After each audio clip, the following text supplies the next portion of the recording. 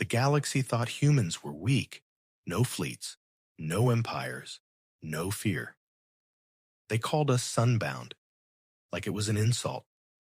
Then one day, the sun dimmed by 3%, and the strongest armada in the galaxy realized it couldn't leave. Solar output, minus 3.2%. Across the invading armada, every navigation system flickered at once, not because the sun was dying, but because someone was speaking through it.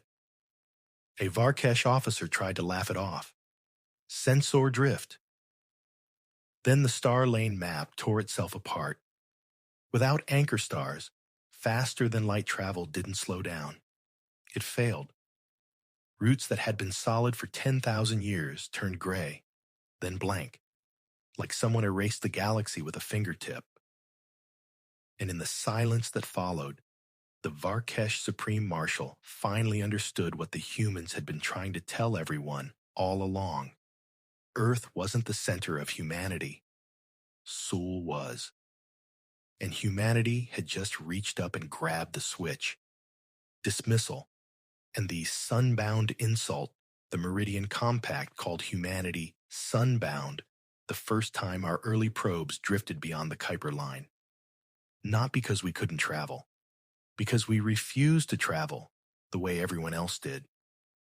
The galaxy's empires moved on star lanes, FTL corridors stabilized by a navigation truth older than any living species. Every jump drive needed a fixed stellar reference, a beacon, not a radio beacon, not a broadcast tower, a star. They used spectral signatures, micropulses and stellar output, predictable oscillations, gravitational harmonics.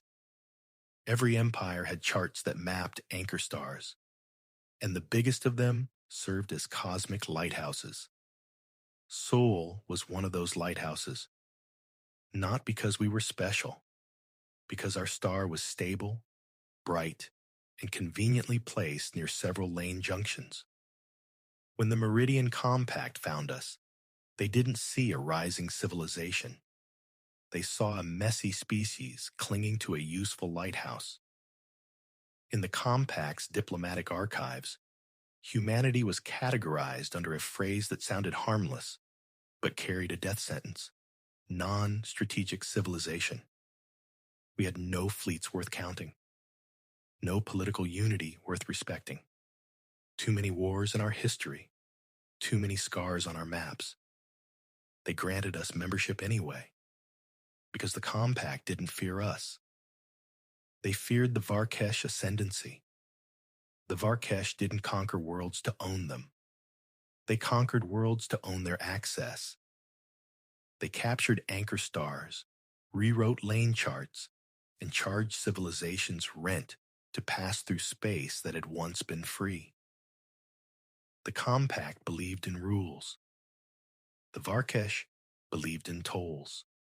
And when the Compact welcomed humanity, it did so like a city opening its gates to a harmless street vendor, because it didn't imagine the vendor could burn the city down.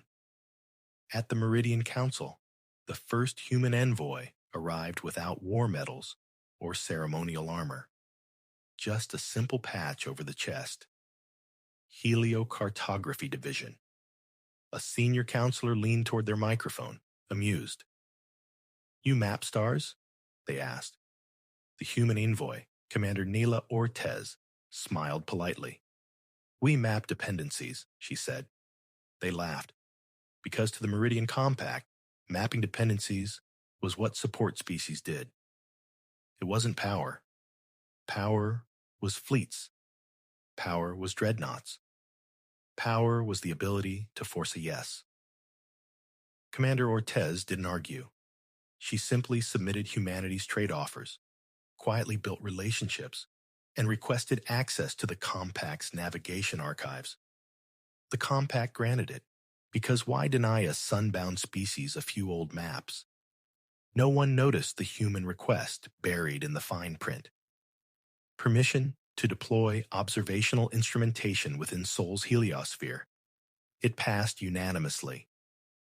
For 3 centuries, Humanity did what humanity always did. We turned survival into engineering. We built freighters that could run without port authority permissions. We built farms that could feed a city from recycled air. We built supply chains that didn't collapse if one planet stopped answering. And we built something the Compact barely understood. A field of instruments around our star. Thin, silent, glittering things that looked like research. The Compact called them solar toys. The Varkesh called them irrelevant. Humans called them the heliolattice. Millions of satellites spread through the heliosphere like seeds, each one small enough to be dismissed, each one stupid on its own. Together, they formed a system that could do three things. 1. Measure soul more precisely than any empire had ever bothered to. 2. Predict lane drift weeks in advance. 3. And, if humanity ever chose to do it, modulate soul's output in patterns so subtle they would look like natural fluctuation.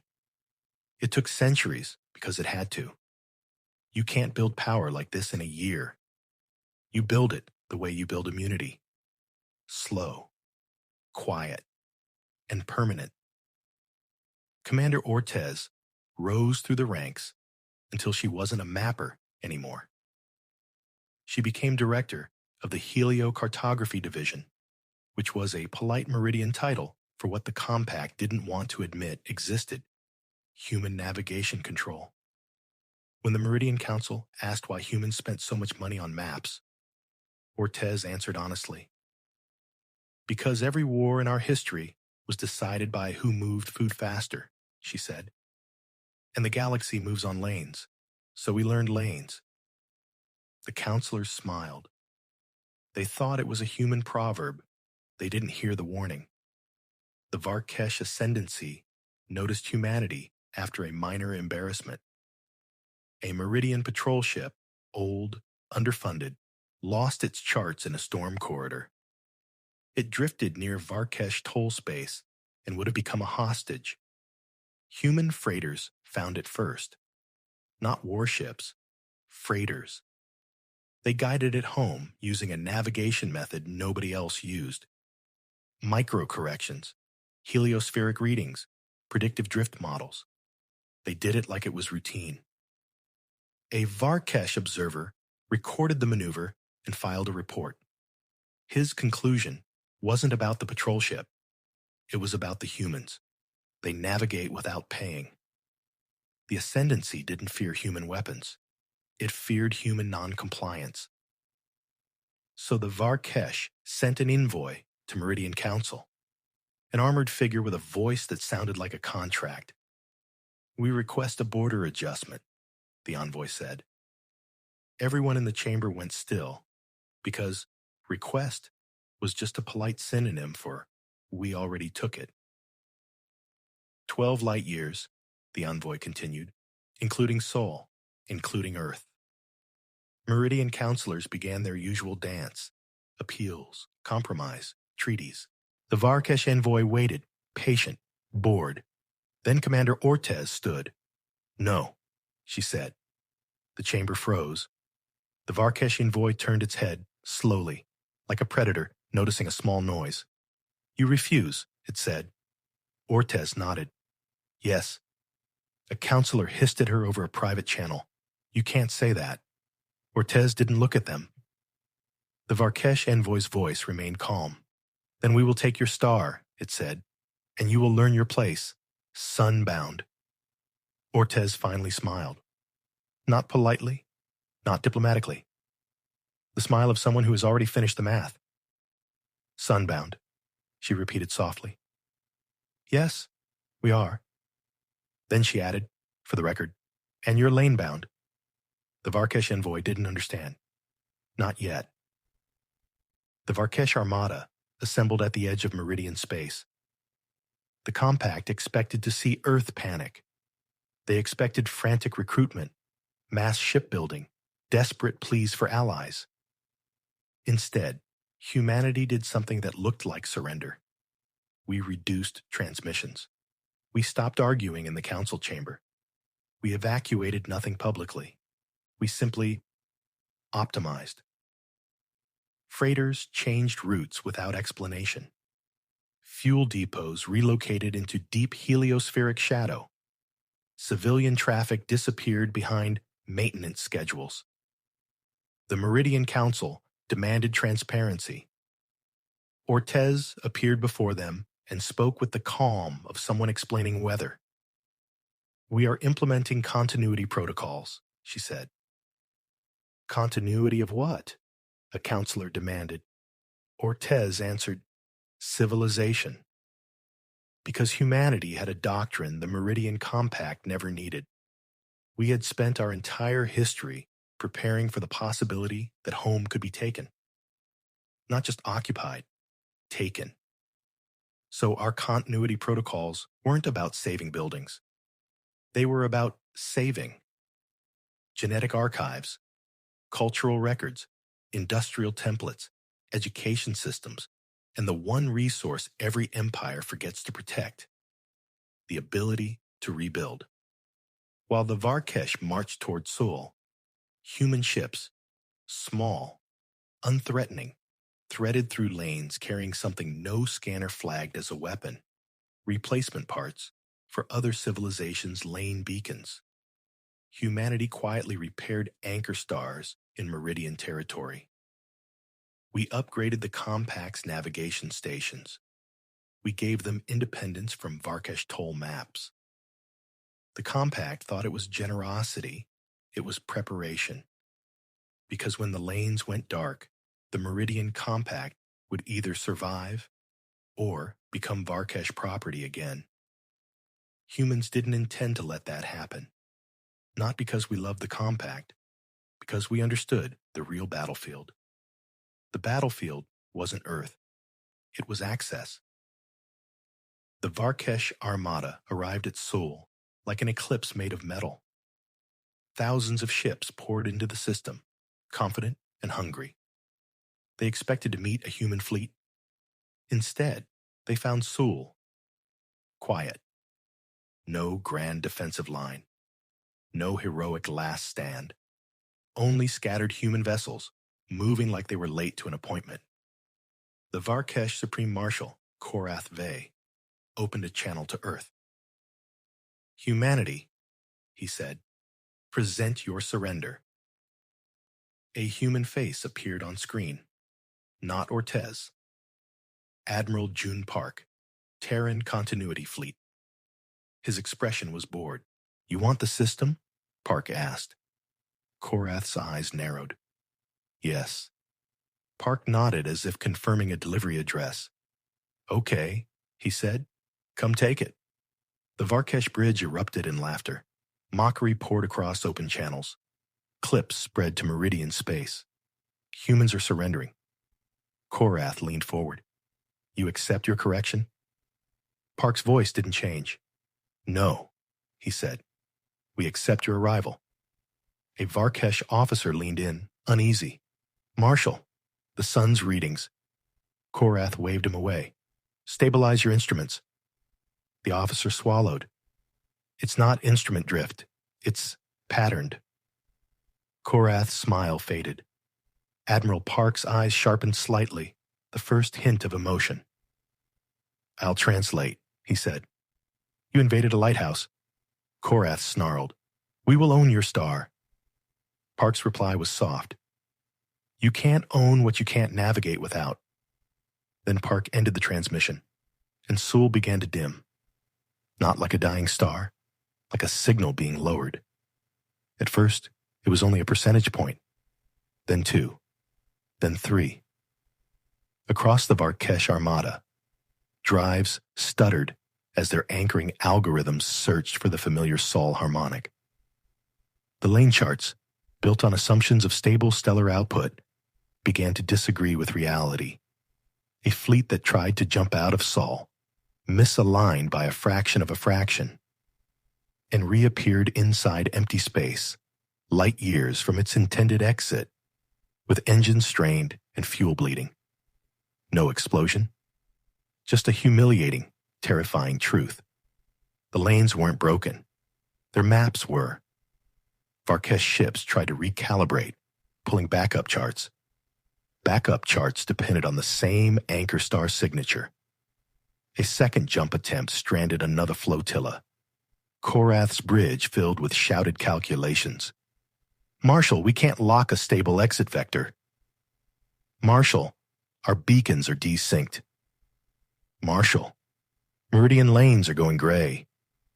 Korath's throat tightened. He finally understood what the humans had built. A way to control the navigation truth other empires treated as sacred. Not by hacking computers. By changing the star. A human transmission cut into Varkesh command channels again. Commander Ortez appeared now, not smiling.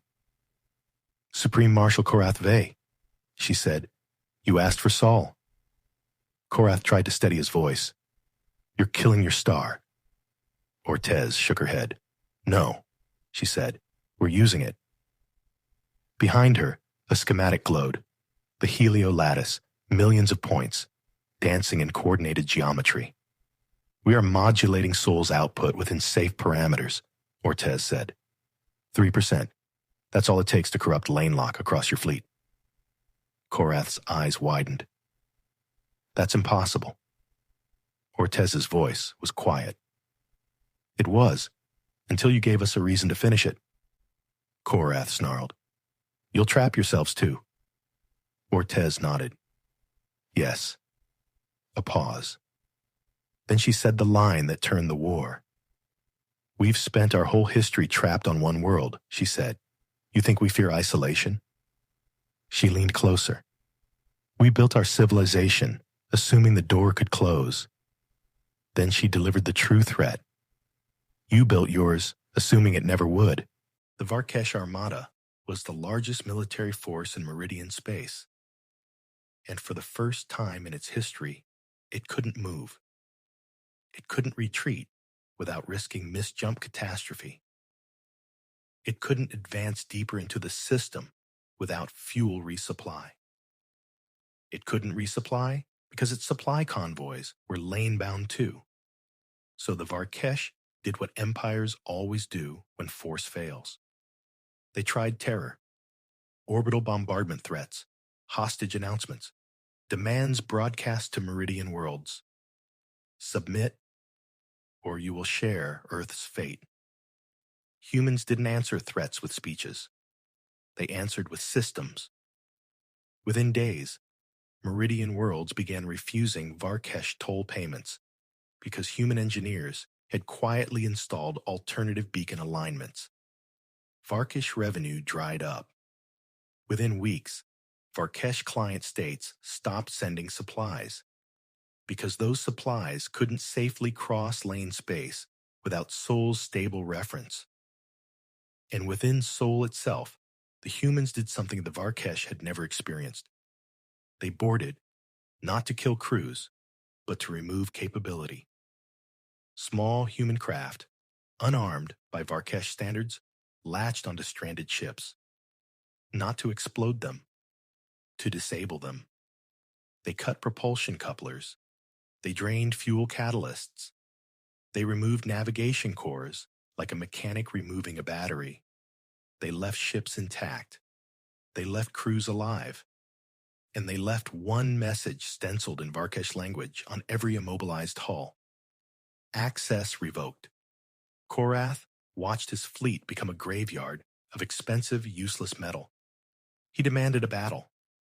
Humans refused, because battles create martyrs. Humans wanted something else, a lesson that would survive pride. When Korath finally requested talks, the Meridian Council Chamber felt like a different universe. The same delegates who once laughed at humanity now sat rigid, terrified of saying the wrong word. Commander Ortez stood alone at the center dais. No guard, no theatrics. Korath appeared via projection, face drawn, voice tight. "You cannot do this," he said. "Stars are not weapons." Ortez nodded. "Correct." A pause. Then she said, "That's why we didn't do it first." The Meridian chair swallowed. What are humanity's terms? Ortez didn't demand territory. She didn't demand tribute. She demanded structure, because humans always demanded structure. First, she said, the Varkesh Ascendancy withdraws from all captured beacon systems. Second, she continued, the Ascendancy recognizes beacon rights.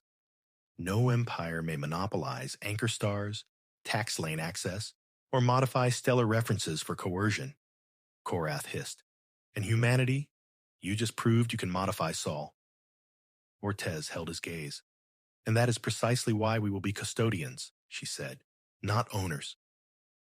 The counselor whispered, custodians? Ortez nodded. We will maintain Saul's stability for the lanes. We will publish open calibration standards. We will audit beacon monopolies. Korath's eyes narrowed. You'll police the galaxy. Ortez's voice was flat. No, she said. We'll prevent you from doing it again. Korath leaned forward, desperate. If you can shut the lanes, you can end civilizations. Ortez didn't deny it. We can, she said. That's why we won't. Then she delivered the final line, meant for every species listening. You called us sunbound, like it was an insult, she said. But a species that builds its entire future around one star learns something you forgot. She paused. Control isn't taking worlds, Ortez said. Control is deciding who gets to travel. The treaty passed as a new foundation document, the Beacon Rights Accord. Empires dismantled lane toll gates. Star lane charts became public infrastructure. Anchor star modification was outlawed, except under audit, under transparency, under the kind of rules humans wrote when they were afraid.